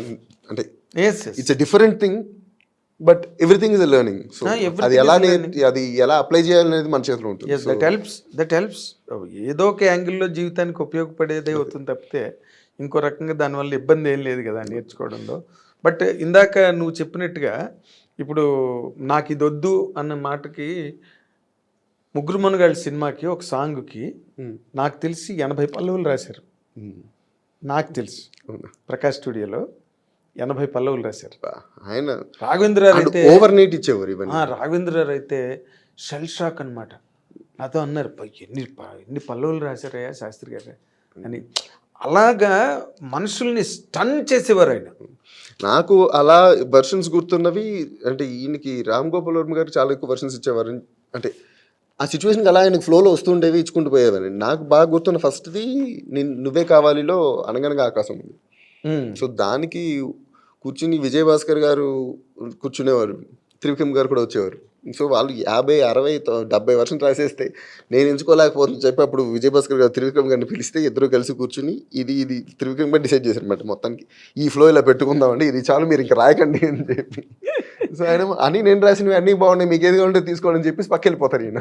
అదే మరి. కాకపోతే ఏది ఎంచుకోవాలో తెలియక వీలుగించుకోవాలి. అంటే త్రివిక్రమ గారు కూడా ఉన్నారు కాబట్టి ఎంపిక సులభం అవుతుంది. ఎంపిక ఆయన వల్ల కుదిరింది. ఆయన వరకు కుదిరింది. సో ఇప్పుడు ఈయన మన త్రివిక్రమ్ శ్రీనివాసరావు డైరెక్టర్ అయిన తర్వాత వాళ్ళిద్దరి మధ్య ఇంటరాక్షన్ ఎట్లా ఉండేది? మేము అసలు ఎప్పుడు దాని గురించి మాట్లాడడం. వాళ్ళిద్దరు రూమ్లోకి వెళ్ళిపోయిన తర్వాత తలుపేసేసి అరగంటకు ఒకసారి కాఫీలు ఇవ్వడం తప్ప మేము డిస్కస్ చేయం దాని గురించి. అంతేనా? అంతసేపు వాళ్ళిద్దరి అంటే మన నాన్నగారి తర్వాత అంటే నేను చూసిన వాళ్ళలో అంత ఇంటెలెక్ట్, అంత వెల్ రెడ్, అంత నాలెడ్జబుల్ పర్సన్ నేను చూసిన వాళ్ళలో ఈయన త్రివిక్రమ్ గారు. ఓకే. సో వాళ్ళిద్దరూ మాట్లాడేది మామూలుగా మనం మాట్లాడుకునే భాషలో మన ప్లేన్లో ఉండదు. వాళ్ళు వేరే ప్లేన్లో కొట్టుకుంటూ ఉంటారు. అంటే వరల్డ్ పాలిటిక్స్ అవ్వనివ్వండి, హిస్టరీ అవ్వనండి, మన పౌరాణికం అవ్వనివ్వండి, ఎనీథింగ్ వాళ్ళు మాట్లాడుకునే ప్లేన్ వేరే లెవెల్లో ఉంటుంది. సో వాళ్ళిద్దరిని తలుపులు లోపల పడేసి వాళ్ళు ఫుడ్ అలా అందిస్తూ ఉంటే వాళ్ళు ఒక 7 hours 8 hours 9 hours మాట్లాడుకుంటారు. మళ్ళీ ఇంకొక 6-7 months మాట్లాడుకోరు. అంటే ఎవరి పనిలో వాళ్ళు బిజీగా ఉంటారు. మళ్ళీ ఎప్పుడు కలిసినా ఒక 6-7 hours మాట్లాడుకుంటారు. సో వాళ్ళ డిస్కషన్ ప్లేన్ వేరేలా ఉంటుంది, మనకు అర్థం కాదు. మేము అర్థం చేసుకొని ట్రై చేయం. బెస్ట్ పార్ట్ అది. మేము అనవసరం గారు నువ్వు త్రివిక్రమ్ శ్రీనివాస్ కూర్చుని మాట్లాడుకుంటున్న సందర్భంలో ఎప్పుడు కూర్చోలేదా రాజా? అంటే మామూలుగా ఒక అరగంట 1 hour డిస్కషన్స్ అంటే మనం ఏదో కూర్చొని ఏదో ట్రై చేసుకుంటాం. వాళ్ళు వెళ్ళిపోతూ ఉంటుంది 7-8 hours. అంటే అది మన బుర్ర హీట్ ఎక్కిపోవడం తప్ప. అలాని వర్స్ట్ పార్ట్ ఏంటంటే మనం కాంట్రిబ్యూట్ చేసేది ఉండదు. నా రేంజ్ కాదు కనీసం. So their discussions are in different plane. వాళ్ళ ఎగ్జాంపుల్స్ ఎవరినో కోట్ చేస్తూ ఉంటారు. ఈ రైటర్ ఇట్లా చెప్పాడంటారు, ఆ పోయిట్ ఇలా మాట్లాడారు అంటూ ఉంటారు. లేకపోతే పౌరాణికంలో ఉండే references and their thought process, their philosophies, all these are in different level. So there is nothing that we can really contribute. Best బయటికి వెళ్ళిపోవడం బెటర్. అదేలే. అంటే ఇద్దరికీ ఉన్న అడ్వాంటేజ్ ఏంటంటే, అంటే త్రివిక్రమ్ గారితో కూడా నేను బాగా ఇంటరాక్ట్ అవుతాను కాబట్టి. మీ చుట్టం కూడా కదా? అవును, బావగారు అవుతారు. సో అంటే అంటే నాన్నగారు మేనల్లుడా? నాన్నగారు తమ్ముడు కూతురికి ఇచ్చి పెళ్లి చేశాం. అంటే మా కజిన్ అక్కకి ఇచ్చి పెళ్లి చేశాను. ఓకే. అంటే వాళ్ళిద్దరు ఏంటంటే they're so well read and so strong. ఎందుకంటే అవతల వాళ్ళ ప్లేన్ ఏంటో దాన్ని బట్టి మాట్లాడగలరు. అండ్ చిన్నపిల్లలతో అయినా, మామూలు వాళ్ళతో అయినా, ఫిలాసఫీ అయినా, ఏదైనా వాళ్ళు ఎవరితో అయినా మాట్లాడగలరు. సో మనం వెళ్ళినప్పుడు మనతో మాట్లాడుతున్నట్టుగానే మాట్లాడుకుంటారు. సో సరదాగా మాట్లాడతారు అన్నమాట. ఓకే. త్రివిక్రమ్ గారు అయినా. సో ఆయన పవన్ కళ్యాణ్ గారు మాట్లాడుతున్నప్పుడు వాళ్ళ ఇంట్లో కూడా అంతే. వాళ్ళిద్దరిని రూమ్లో పెట్టి వాళ్ళు శుభ్రంగా ఒక రూమ్లో మాట్లాడుకుంటూ ఉంటారు. అప్పుడప్పుడు కాఫీలు పంపిస్తూ ఉంటారు. వాళ్ళు ఒక 7 hours 8 hours 10 hours మాట్లాడుకుంటారు. ఇంకా ఆ తర్వాత వాళ్ళు వెళ్ళిపోతారు. ఇంకా అది ఎవరు డిస్కస్ చేయడానికి, లేకపోతే అది ఏమిటి కొనుక్కోవడానికి ఎవరు ట్రై కూడా చేయరు. ఓకే. సో వాళ్ళ ప్లేన్ అలాగా, మా నాన్నగారిది, ఈ త్రివిక్రమ్ గారిది ఇలాగా. సో వాళ్ళు మాట్లాడుకునేటప్పుడు వేరే ప్లేన్లో మాట్లాడుకుంటారు. జనాలతో వచ్చి మాట్లాడుతున్నప్పుడు అంతే సింపుల్గా, అంతే క్యాజువల్గా, అంతే ఈజీ గోయింగ్ టాపిక్స్ మాట్లాడతారు. ఇప్పుడు ఆయన సినిమా పరిశ్రమకి పెద్ద కానీ, లేకపోతే ultimate figure of commercial cinema అని అనుకున్న చిరంజీవి గారికి కూడా నా శాస్త్రి గారు అంటే చాలా అపారమైన గౌరవం. Very respect. అంటే ఆయన చాలా రెస్పెక్ట్ ఉంది ఆయనకి. ఇప్పుడు అలాంటి ఒక మేరు శిఖరం ఒక్కసారిగా ఇంట్లోంచి మాయమైపోయిన తర్వాత అసలు వాట్ వర్ యువర్ ఫీలింగ్స్ రాజా? మేమే బయట వాళ్ళం, మేమందరం. మాకే చాలా కాలం డైజెస్ట్ కాలేదు. బాధ అనిపించింది, కళ్ళనీళ్ళు వచ్చాయి. ఏదో తెలియని ఒక లోటు మనసులో. మేమే ఈ ప్రపంచమే అంతలాగా తల్లడిల్లిపోయిందంటే నేను ఎప్పుడూ అనుకునేవాడిని అనమాట, being a very close person to your family. అసలు వీళ్ళు ఎలా తట్టుకున్నారా దీన్ని అని. వాట్ వర్ యువర్ ఎక్స్పీరియన్సెస్ రాజా? అంటే for very long time it's very difficult to digest. But అంటే హీఈస్ ఆల్వేస్ అరౌండ్ అనే ఫీలింగ్ వస్తుంది సార్. ఎందుకంటే he always spread love, so much love. అందరికీ ఆయన అంటే ఇష్టం. So it's always good things about him. ఎక్కడికి వెళ్ళినా ఎప్పుడు ఒక పాజిటివ్ టాపిక్ ఎప్పుడు ఆయన గురించి వినిపిస్తూనే ఉంటుంది. సో అది మిస్ అయినట్టుగా నాకు ఎప్పుడూ అనిపించలేదు. అంటే ఆయనతో మాట్లాడడం, ఆయనతో టైం స్పెండ్ చేయడం, we always miss it. That's always ఇంట్లో ఒక వ్యక్తి, ఒక వ్యవస్థ, అంటే the entire thing changes. So it's shocking moments. Very digest చేసుకోవడం కూడా చాలా కష్టం. మీరు ఎలా తట్టుకున్నారో నిజంగా ఇట్స్ ఎ గ్రేట్ థింగ్. నేను అదే అనిపిస్తుంది. నేను ఒక జర్నలిస్ట్గా ఆయనతో నాకున్న అనుబంధానికి నేను దాదాపు 10 రోజులు and I could not return to my usual self. మాకు అంటే ఇది అయ్యిందా అనుకునేసరికి మాకు 6 months అయిపోయింది. సో సో అంత ఫాస్ట్గా అయిపోయింది టైం. సో అది డైజెస్ట్ చేసుకుని లేకపోతే దాని గురించి ఒక ప్రాసెస్ అవ్వడానికి టైం కుదరనట్టుగా ఒక 6 months అయిపోయింది. So after that we had to move on with what we have to do on with life. So Of course, you have to carry forward his ideals. ఇప్పుడు నార్మల్గా ఇది మిస్ అయ్యాము అన్నది ఏమీ లేదా? అంటే ఆయనతో ఇంటరాక్షన్ ఉంటుంది. అంటే చిన్నప్పుడు మాకు తక్కువ ఉండింది, కానీ ఒక లెవెల్ వచ్చిన తర్వాత లాస్ట్ 10 years మెచ్యూరిటీస్ వచ్చాక మెచ్యూరిటీ వచ్చిన తర్వాత we discuss lot of things about life, about what to do or something. తక్కువ, బట్ మాట్లాడినప్పుడు ఎక్కువసేపు మాట్లాడుతాం. 4 hours 3 hours మాట్లాడుకుంటుండు. సో దోస్ థింగ్స్ అంటే ఇప్పుడు కొన్ని లైఫ్స్ గురించి కొంచెం డౌట్స్ వస్తుంటాయి. మనకు కూడా ఒక 39 years వచ్చిన తర్వాత we start thinking about something different, something bigger, something larger in life. అంటే చిన్నపిల్లలు అనుకున్నట్టుగా not instantaneous about a lot of bigger things doubts వచ్చినప్పుడు. And this barely anyone to share with. అంటే ఒకసారి ఆయనతో షేర్ చేసుకున్న తర్వాత, ఆయనతో డిస్కస్ చేసిన తర్వాత ఎవరితో పెడితే వాళ్ళతో డిస్కస్ చేయబుద్ది కాదు, సరిపోదు మోతాదు సరిపోదు. సో ఆ డిస్కషన్స్, ఆ ఫిలసాఫికల్ డిస్కషన్స్ మామూలుగా ఫ్రెండ్స్ గురించి మాట్లాడుతున్నప్పుడు అంతే లెవెల్లో ఉంటుంది, బట్ ఆయనతో మాట్లాడితే వచ్చే perspective much different and very closer to అంటే మనకు అర్థమయ్యేట్టుగా చెప్పగలరు ఆయన. ఎగ్జాక్ట్లీ. సో అది మేజర్గా మిస్ అవుతాను అనమాట. అయ్యారు. అది బాగా మిస్ అవుతాను. And that one I share with Trivikram గారు sometimes some few things. అమ్మతోనే ఇప్పుడు అన్ని ఏది పంచుకున్నా అమ్మతోనే. బట్ అమ్మతో she's also like always giving person. తనకి అసలు ఎక్స్పెక్టేషన్స్, తనకి ఇది కావాలి అనేది ఎప్పుడు ఉండదు. సో తనతో నాకు ఇలా ఉంది అలా ఉంది అనే దానికన్నా just that's always a positive vibe around. ఆ టైం స్పెండ్ చేయడం అంతే తనతో. So always a good thing. But she also must have really gone for her the అంటే మాకేంటంటే I'm not saying it's easy for us, but మాకెంతైనా మాకు ఒక life, ఒక కెరియర్, ఒక వేరే applications, life has to go on టైప్లో ఉంటుంది. ఆవిడకి అది లేదు. లైక్ ఐ సెడ్ ఇందాక చెప్పినట్టు 15th year పెళ్ళి అయిపోయింది. మన లైఫ్లో, నా లైఫ్లో నాకు 15th year అంటే 9th standard. నాకు బహుశా నాకు ఆ టైంలో మనకి పెద్ద సోషల్ మీడియా ఏం లేవు కాబట్టి అరౌండ్ 6th 5th నుంచే నాకు లైఫ్ తెలుసు. 5th class 6th class నుంచి మాత్రమే నాకు లైఫ్ గుర్తుంటుంది. అంటే ఆల్మోస్ట్ 9th class వచ్చేసరికి మా అమ్మకి పెళ్ళి అయిపోయింది. సో అప్పటి నుంచి she was always with him. Yes, longer association. మొత్తం త్రూ అవుట్ టుగెదర్. సడన్గా లేకపోయేసరికి ఆ వెళ్తే ఎవరు ఏం చేయలేము. సో ఎవరు పూడ్చలేము. సో చాలా చాలా కష్టం. అంటే పొద్దున్న లేచినప్పటి నుంచి ఆయనకి టీ, ఆయన కాఫీ, ఆయన భోజనం, ఆయనకి వంట ఉండడం, ఆయన ఎప్పుడు లేస్తారు, ఆయన ఎప్పుడు మందులు వేయాలి, అప్పుడు ఏం చేయాలి, ఆయన పాట రాసేటప్పుడు కిందకి పంపించామా, స్నానం చేస్తే బట్టలు పెట్టామా, ఇవే దీంట్లో ఉండేది. ఇప్పుడు అది లేకపోయేసరికి it's big very big lapse. అంటే ఇర్రివోకబుల్ లాస్ అంటారు చూడు, ఇర్రివోకబుల్ లాస్ లిటరల్లీ.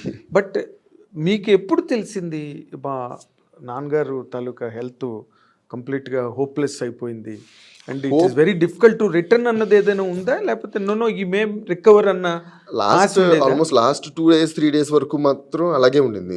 రికవర్ అన్నట్టుగానే హోప్ఫుల్గానే ఉండే. And it was not even red flag till then. Last 1 week మాత్రం it was red flag. He suffered for about 10 days, but 3 days వరకు కూడా they were hopeful that it's not that serious అని. But after that it just deteriorated more and more. Last 1 week మాత్రమే we knew it was not. ఎందుకంటే దానికి ముందు వచ్చినప్పుడు కూడా we had a surgery and he recovered. కొంచెం time తీసుకున్నాడు. ఒక లంగ్ తీసేయడం, ఒక లోబ్ తీసేసారు. సో అది తీసినప్పుడు he recovered. కొంచెం టైం పట్టింది, 6 months to 8 months పట్టింది కానీ, but he recovered. So when it repeated more or less అలాగే అవుతుందేమో, కొంచెం ఎక్కువసేపు రికవర్ అవుతాయి, ఎక్కువ టైం పడుతుందేమో రికవర్ అవ్వడానికి అనుకున్నాం కానీ ఇర్రిటర్నబుల్ అనుకోలేదు అంతే. అంటే it just didn't work. Exactly. Shock. ఆ రోజు evening I was in another channel, we were shock. తగ్గిపోతుందని అనుకున్నాం అందరం కూడా, బట్ న్యూస్ వస్తున్న కొద్దీ ఇట్ ఈస్ ఆల్ అలార్మింగ్. ఏదో something is out of hands అన్నది. Out of hands అంటే last 1 week was almost out of hands. Last 1 week. When nothing could be done. అంటే multiple organs and it was not of any alien person. But it's not an age really for him to die. కదా, almost చాలా యూత్ఫుల్గా ఉండేవారు ఆయన. And ఒక transformer ఆయన. ఇప్పుడు ఎక్కడైనా full of energy, full of brightness and full of life wherever he was.